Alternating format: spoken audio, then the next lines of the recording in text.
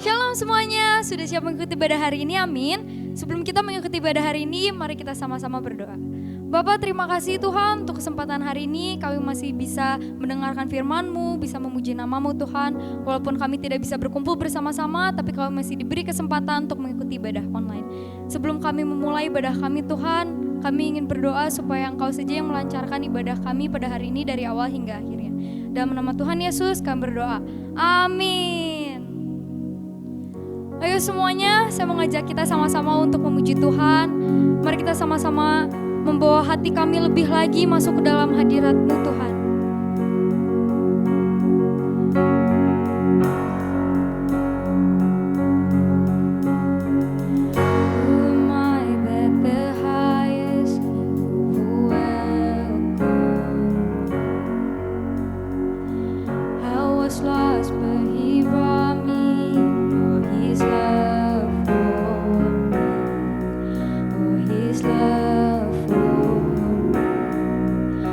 Just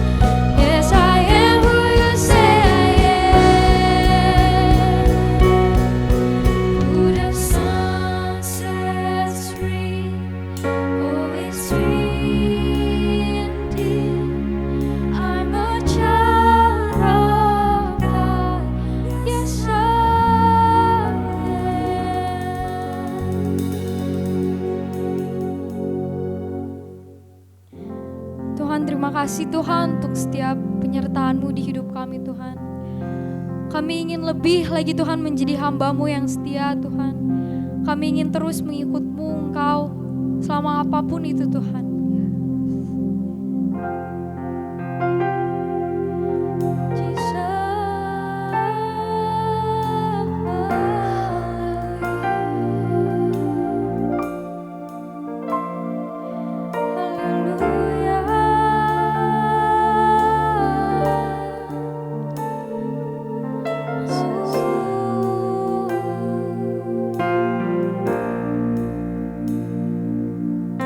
Semua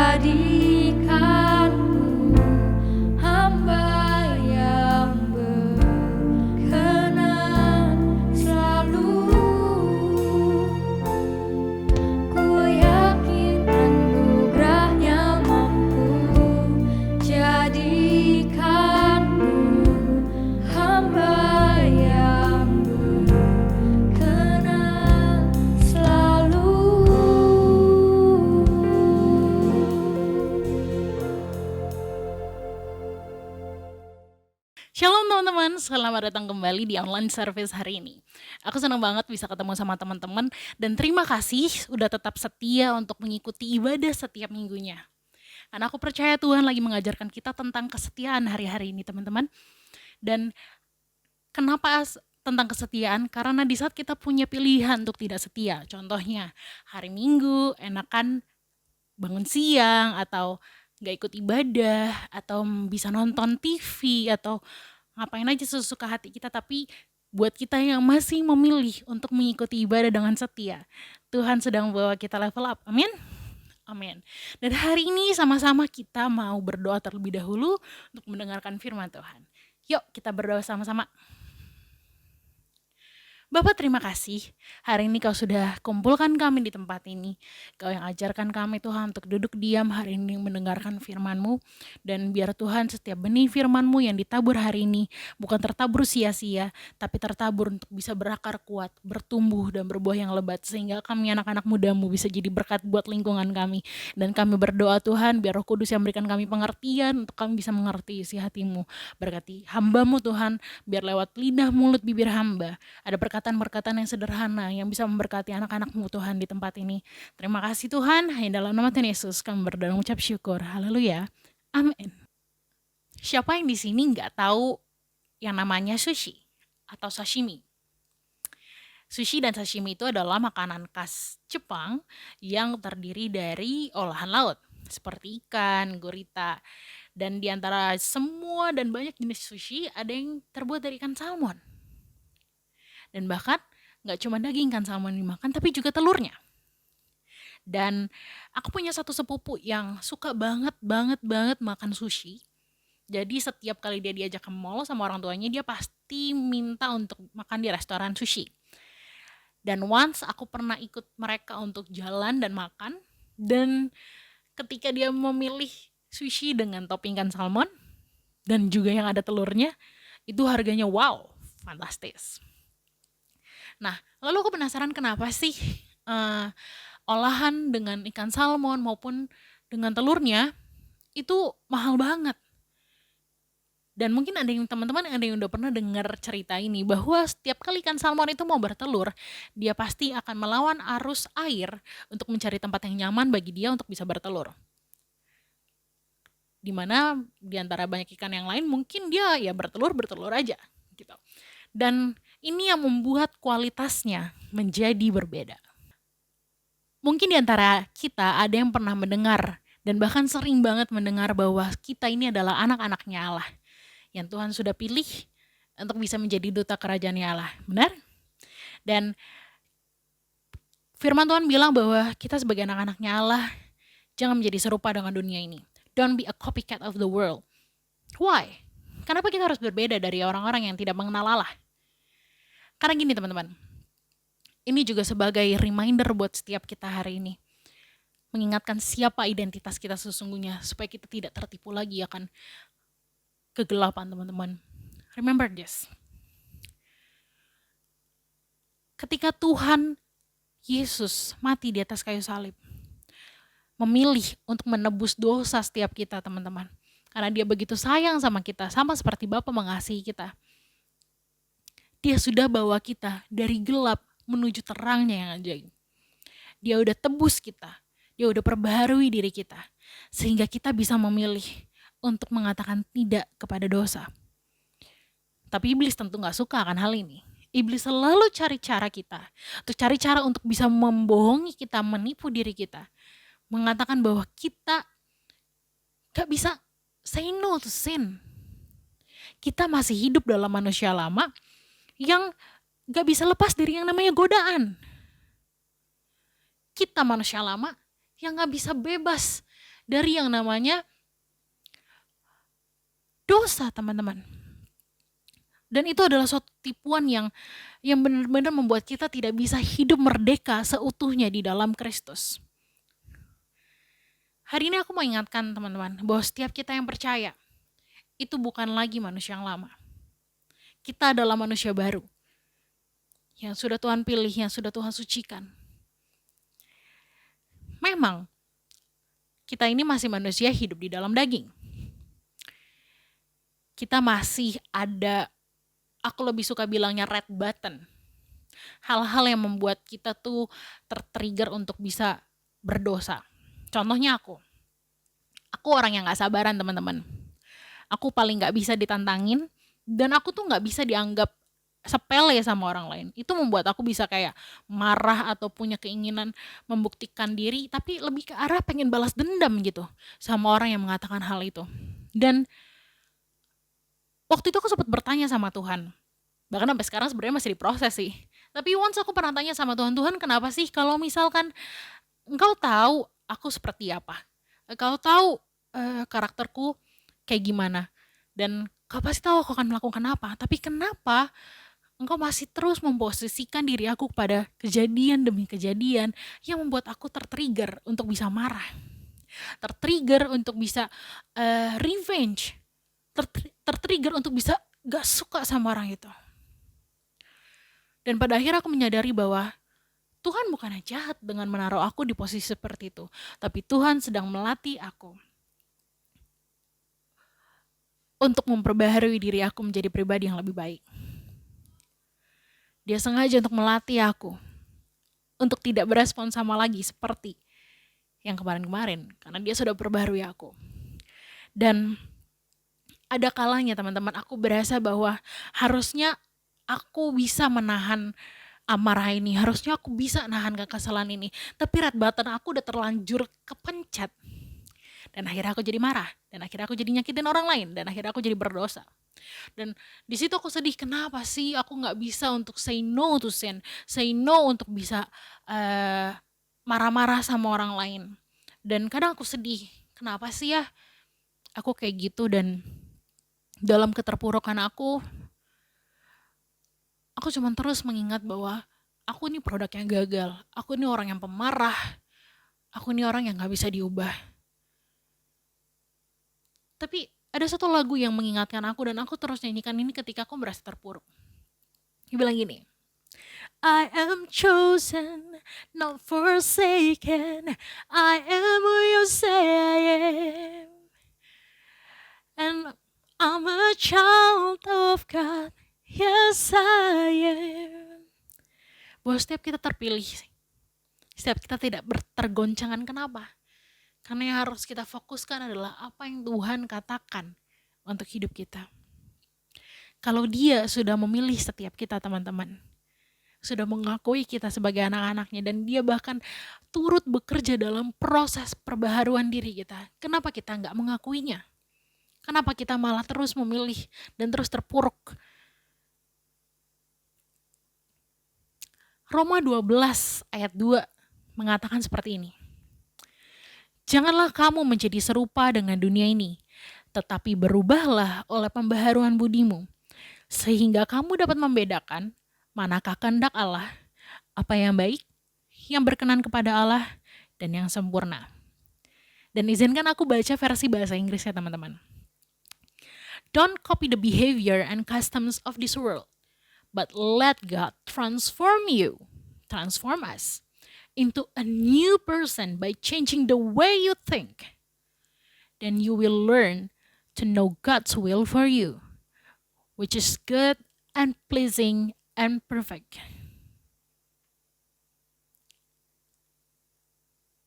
Jadi kuncinya adalah ketika kita salah berpikir tentang siapa diri kita, tentang apa diri kita, itu membuat kita gak bisa berubah menjadi lebih baik teman-teman.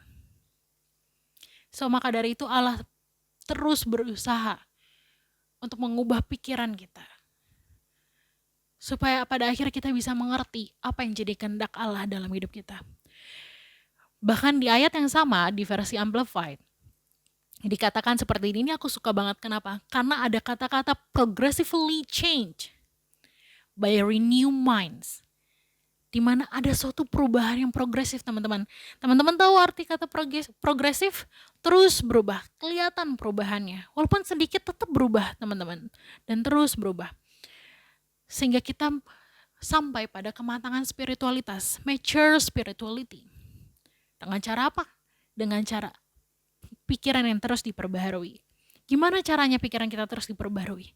Fokus sama Tuhan. melalui nilai kebenaran, terus berusaha untuk memperbaiki setiap sikap kita sehari-hari. Ketika kita merasa udah waktunya marah, ingat bahwa kita ini adalah anak-anak pilihan Tuhan. Kalau Tuhan sabar, aku pasti bisa sabar. Minta pertolongan Tuhan untuk membuat kita bisa menjadi pribadi yang lebih baik, teman-teman. Tapi ingat bahwa kita harus punya keinginan untuk berubah. Kita harus willing to diperbaharui pikirannya sama Tuhan. Nggak cuma bersandar pada pengertian kita sendiri. Nggak cuma berhenti di satu posisi dan kita nggak mau berubah sama sekali. So, di 2 Korintus 5 ayat 19-20 dikatakan seperti ini, teman-teman. Sebab Allah mendamaikan dunia dengan dirinya oleh Kristus, dengan tidak memperhitungkan pelanggaran mereka. Ia telah mempercayakan berita pendamaian itu kepada kami, rasul-rasul maksudnya. Jadi kami ini adalah utusan-utusan Kristus. Seakan-akan Allah menasihati kamu dengan perantaraan kami. Dalam nama Kristus kami meminta kepadamu, berilah dirimu didamaikan dengan Allah. Kita nggak bisa berubah, teman-teman, kalau kita nggak punya hati yang mau diubahkan. Kita nggak menyerahkan pikiran kita untuk bisa di-renew sama Allah day by day. Dan ketika kita memutuskan untuk bisa menyerahkan hidup kita sama Tuhan, pikiran kita sama Tuhan, gak bersandar pada pengetahuan kita sendiri. Percayalah, Tuhan bukan cuma mengubah kita, membuat kita matang secara spiritual, tapi Dia juga akan membuat kita mengerti apa yang menjadi kehendaknya di dalam hidup kita. Itu kan yang selama ini kita sering cari-cari, tapi kita gak ngerti. Kenapa? Karena kita gak mau izinkan pikiran kita diperbaharui oleh Kristus. So hari ini teman-teman, yuk serahin pikiranmu sama Tuhan. Serahkan hatimu sama Tuhan. Kembali lagi sama Tuhan. Biar Dia memperbarui pikiran kita. Dan aku gak bosan untuk mengingati setiap kita, teman-teman, bahwa Dia mengasihi kita. Mungkin di antara kita ada yang pernah mendengar dan bahkan sering banget mendengar bahwa kita ini adalah anak-anaknya Allah yang Tuhan sudah pilih untuk bisa menjadi duta kerajaan Allah. Benar? Dan firman Tuhan bilang bahwa kita sebagai anak-anaknya Allah jangan menjadi serupa dengan dunia ini. Don't be a copycat of the world. Why? Kenapa kita harus berbeda dari orang-orang yang tidak mengenal Allah? Karena gini, teman-teman. Ini juga sebagai reminder buat setiap kita hari ini. Mengingatkan siapa identitas kita sesungguhnya supaya kita tidak tertipu lagi akan kegelapan, teman-teman. Remember this. Ketika Tuhan Yesus mati di atas kayu salib, memilih untuk menebus dosa setiap kita, teman-teman. Karena Dia begitu sayang sama kita, sama seperti Bapa mengasihi kita.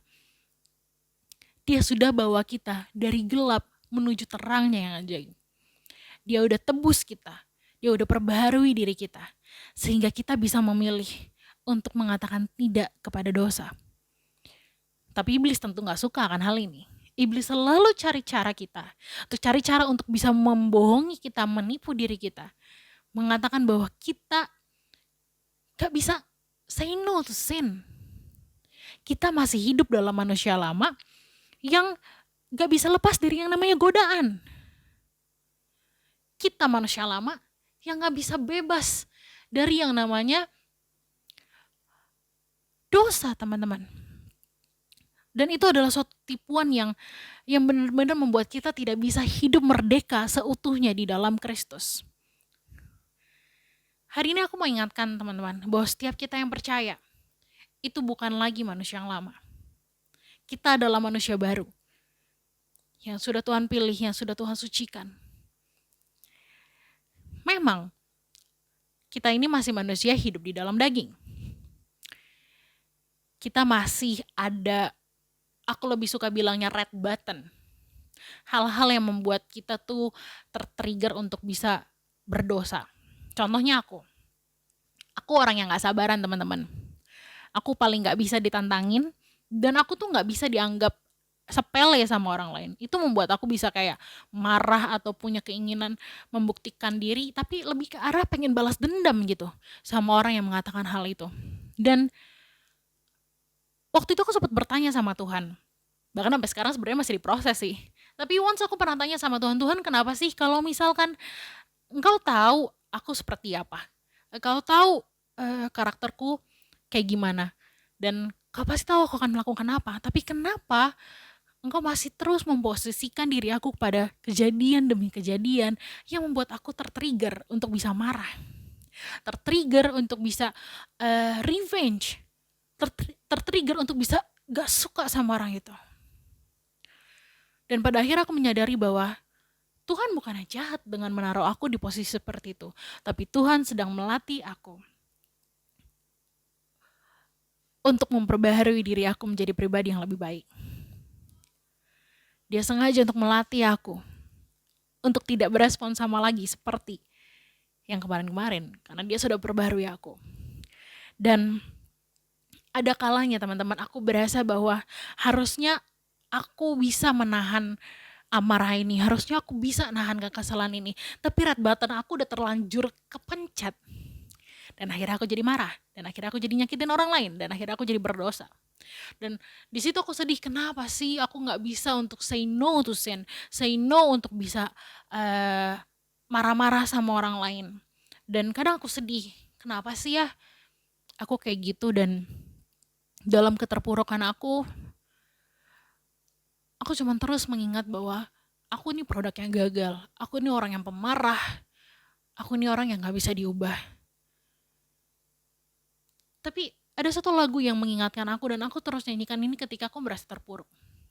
Dia bilang gini, I am chosen, not forsaken, I am who you say I am, and I'm a child of God, yes I am. Bahwa setiap kita terpilih, setiap kita tidak tergoncangan. Kenapa?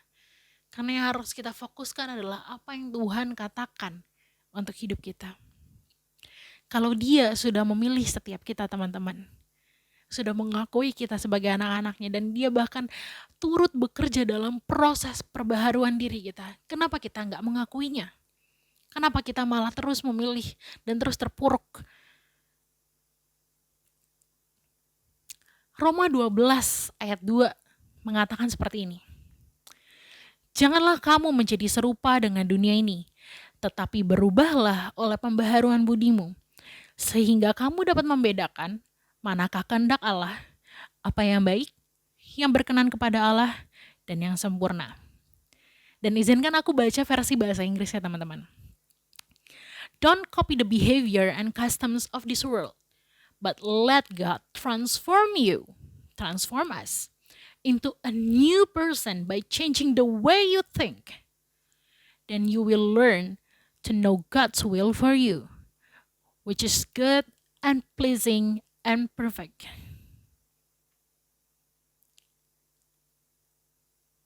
Jadi kuncinya adalah ketika kita salah berpikir tentang siapa diri kita, tentang apa diri kita, itu membuat kita gak bisa berubah menjadi lebih baik teman-teman.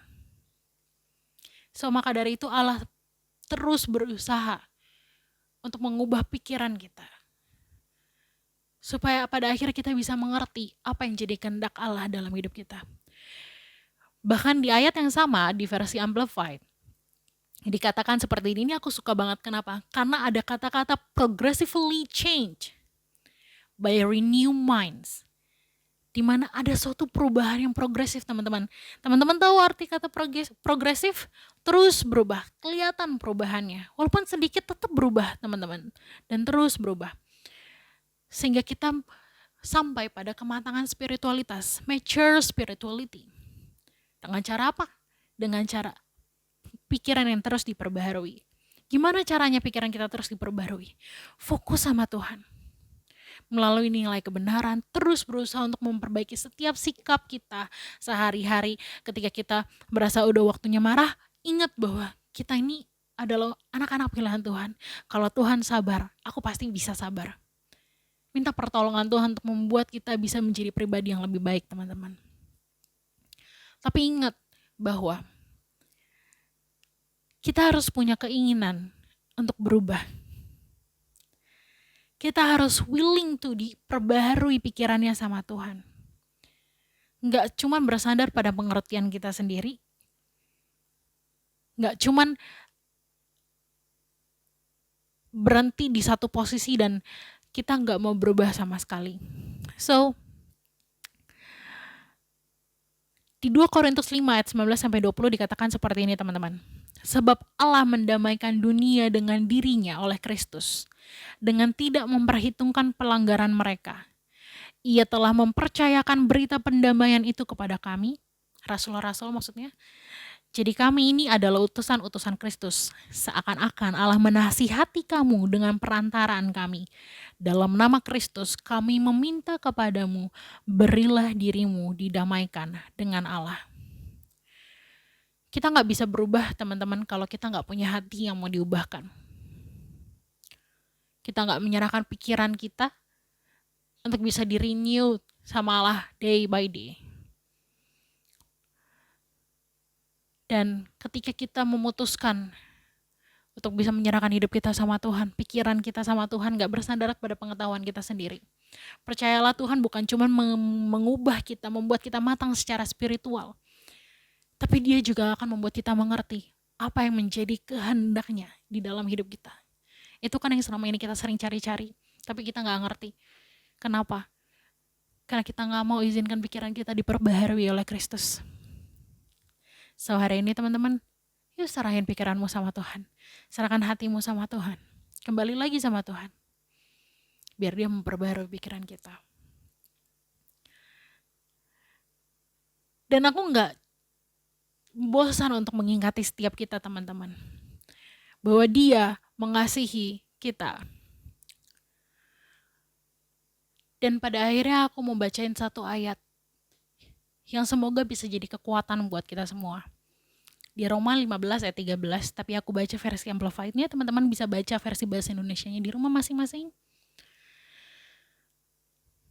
May the God of hope fill you with all joy and peace in believing, that by the power of Holy Spirit you will abound in hope and overflow with confidence in His promises.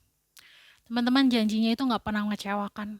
Di saat kamu merasa bahwa kamu sendiri gak punya pilihan untuk tidak berbuat dosa, pada kenyataannya kamu punya pilihan untuk tidak berbuat dosa. Say no to sin. Ngomong tidak terhadap dosa. Kenapa? Karena identitas kita adalah anak-anak Allah. Kita sudah dibayar, kita sudah ditebus, kita sudah dibawa dari gelap menuju terangnya yang ajaib. Kita ini anak-anak Tuhan, jadi jangan mau dibodoh-bodohi sama iblis. Kita bisa hidup dengan manusia yang baru. Dan ingat bahwa Tuhan Yesus sayang sama engkau. Walaupun hari-hari ini kau lagi jatuh, kau merasa bahwa red buttonmu terpush terus dan gampang tertrigger, ingat Tuhan Yesus sayang sama kamu dan saya, teman-teman. Di saat kamu ngerasa jauh, yuk balik sama Tuhan. Di saat kamu gak ngerasain Tuhan, belum pernah ngerasain Tuhan, yuk minta sama Dia untuk berjumpa secara pribadi dengan diri setiap kita. Supaya kita terus diubahkan oleh karena kasih-Nya yang begitu dahsyat dalam hidup kita. Dan yang terakhir, Dia udah kasih kita Holy Spirit, Roh Kudus, untuk menuntun kita, untuk kita gak salah jalan ke depannya. Dengar-dengaran akan Dia, berikan hatimu, hidupmu, pikiranmu untuk bisa diubahkan. Sehingga kita tidak hidup menjadi seperti manusia lama, tapi menjadi manusia baru. That's why we born again, to be different in this world. Jangan jadi sama seperti dunia ini, teman-teman. So, in the end, let me pray for you guys. Let me pray for all of us. Kita yang masih terus berlomba dalam pertandingan ini. Dan biar Tuhan yang memimpin kita untuk bisa menang pada akhirnya. Untuk bisa sampai ke garis finish pada akhirnya. Dan mari kita berdoa. Bapa, kami sudah dengar firman-Mu. Sungguh Tuhan, kami jauh dari kata-kata sempurna. Sering red button kami masih terpush Tuhan dengan keadaan di sekeliling kami. Tapi kami sungguh percaya Engkau sudah memerdekakan kami. Kau sudah menebus setiap kami. Dan hari ini Tuhan, kami yang datang dengan segala kekecewaan, dengan segala kehampaan, biar hari ini Tuhan perbarui hati dan pikiran kami. Segarkan kami kembali Tuhan, bangkitkan tulang-tulang kering Tuhan. Sehingga sungguh setiap harinya kami diubahkan oleh karena kebenaran firman-Mu, oleh karena kasih-Mu. Izinkan kami untuk merasakan hadirat-Mu lebih dan lebih lagi setiap harinya. Sehingga kami hidup menjadi berkat buat orang-orang sekeliling kami, berbeda dari orang-orang sekeliling kami. Karena Engkau tinggal di dalam kami. Dan ketika orang-orang melihat kami Tuhan, sungguh mereka melihat pribadi-Mu dalam hidup kami.